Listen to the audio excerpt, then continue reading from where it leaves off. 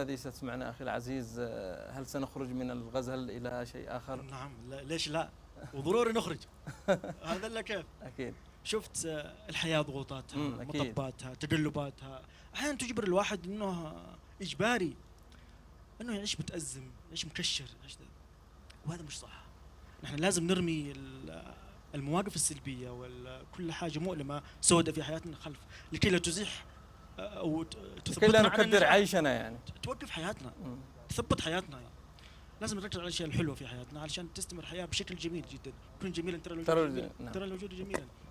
هنا دعوه للفرفشه يعني بشكل كوميدي شويه في نسمعها ايضا. وش رايك نحشش بس ما يصدقون بعدين الجمهور. هي عنوان القصيده يعني تعال نحشش. تعال نحشش عنوان القصيده، تعال نحشش، وهي ما شبه تحشش يعني. اذا نسمع.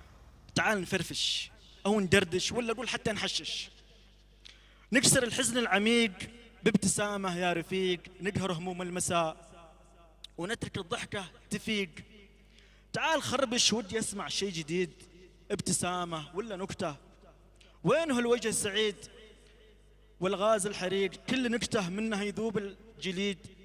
بسمتك لما أنكت لك صوتها بلحظة يزيد، أقول لك لو زاد همك يا أخي طنش، أقول لك لو زاد همك يا أخي طنش، تقول لي وأقول لك وأقول لك وتقول لي تزيد شاهي، أقول زيد، ما أبي أي شيء يطفش، لا تصدق ما أحشش، لا تصدق ما أحشش غير في فنجان شاهي، تطير تلقاني أفرفش.